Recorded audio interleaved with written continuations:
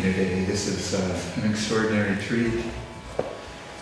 I was at a luncheon a few weeks ago with some members of the St. Joseph's team, and we were having a great conversation about a lot of things and things that they would like to do better, which you all do all the time. You're always innovating and trying to come up with better ways to function and make the organization really good.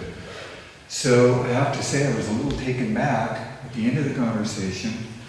One of the individuals said, well, you know, we have some people who are there's some disappointment.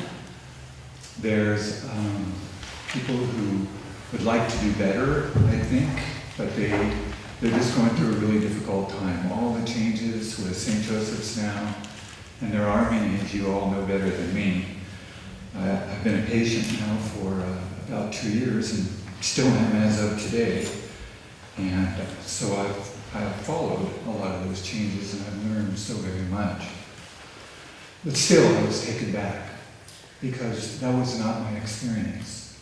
My experience with all of you was one that I'm grateful for. So I want to tell you just a few things that happened to me over the course of the last few weeks. I was a patient with short-stay surgery, and to do that, as you all know better than me, you have an appointment with a nurse who does an evaluation, and then you barter, which is what I did, barter the evaluation to not have all the tests and needles. And she was absolutely wonderful. We had a good time, we had a great visit. She got me through it, and it's a bit stress because you're going to go through something and you're not quite sure what it's going to be. But anyway, we did that, and I was so pleased with her, and I told her that, my wife and I both, that you're a remarkable lady, and I thank you for getting us through this. Well, a short time later, we got our notice to go for registration and get that paperwork behind us. And we went in, as everybody does, sat down. We were only there a few minutes, and our name was called, and Jackie and I went up, and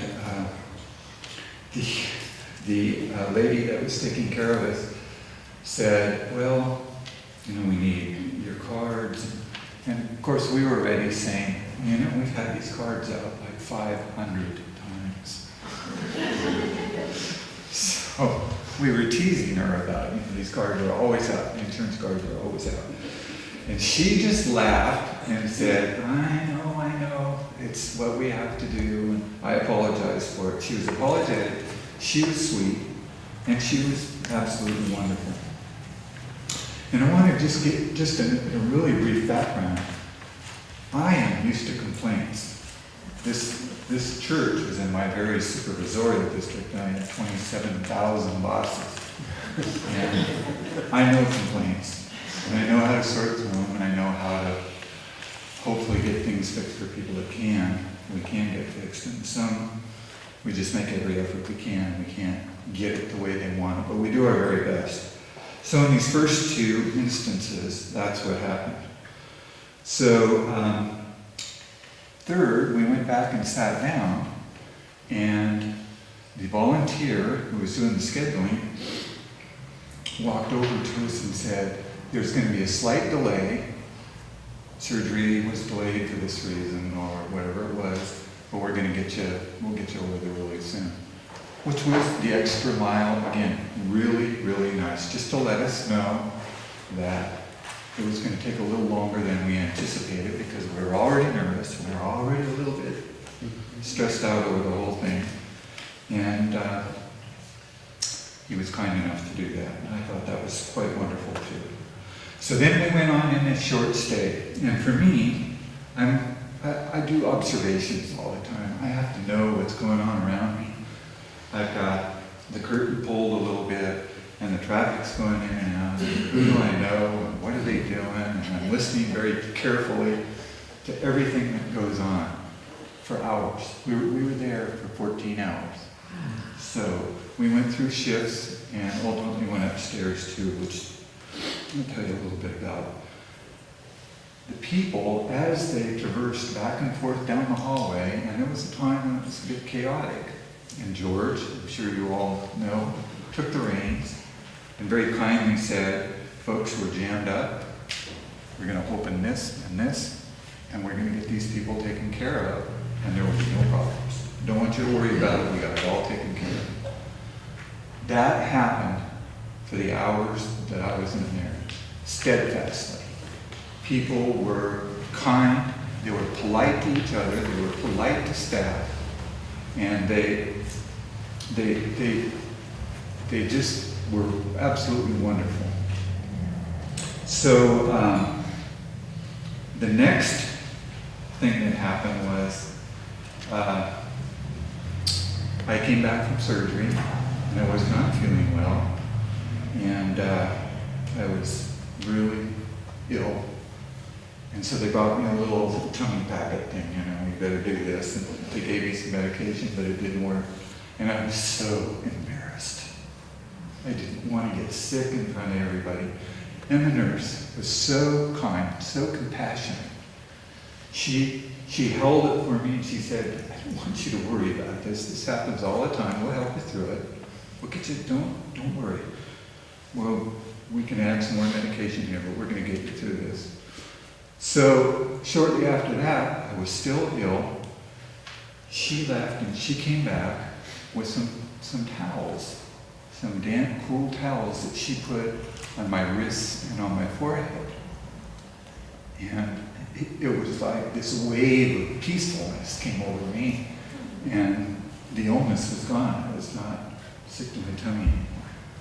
She took the extra time. She didn't have to do that. She was really busy. She could have just given me the medication and moved on to the next patient. She did not do that. She took care of me. So a little later on, I went through another complication, unfortunately. And I'll be a little graphic here for those of you that have maybe never had to endure certain ways of urination. There was a great deal of discomfort associated with it. But I worked with the nursing staff. They had to move me upstairs, and they had to give me a catheter. Now, I wanted nothing to do with that catheter, let me tell you. The young nurse that I had upstairs was a saint. He has a halo today. He was so patient, so kind, so compassionate. He walked me through the procedure, got me comfortable, and made me feel like I was nothing different than happens every hour on the hour in the hospital. Not to worry about it. So those experiences with those individuals ended a little bit later when another nurse came in, and I was in a fix with a catheter. You've got tubes and bags and and you're not very comfortable. And I wanted out, of course, to go home. We'd been there for 14 hours. But I couldn't go until we had the catheter part of it fixed. So, fortunately, I'm trying to figure out how am I going to get my clothes on with all of this paraphernalia and get myself downstairs. And so, this beautiful nurse said to me, why don't you just wear the gown home? It'll cover everything, you'll be comfortable, you can bring it back at your leisure. You don't have to worry about it. And I guess my point is, I could go on and on about my experiences and what I listened to during the day with all of the nurses and doctors and support staff going up and down the hall, many of whom I knew, but a lot of whom I didn't. And what they did for their patients went above and beyond the call of duty. Hence my disappointment when I heard people were hurt because there were complaints, and there always will be complaints. I absolutely guarantee it. There will always be complaints. But what you all do here, every day, 7 days a week, 365 days a year. It's amazing. You take care of people like me who are compromised. They're a bit weak. They need care, and they need to have some special attention. And you do that. You do that. You make yourselves available to make things better for people like me and all the other patients. So I'm just tickled to be here today and be an advocate for you. And thank you so much for what you did for Jackie and I, and what you do for everybody in this community on a daily basis. You are amazing, amazing people.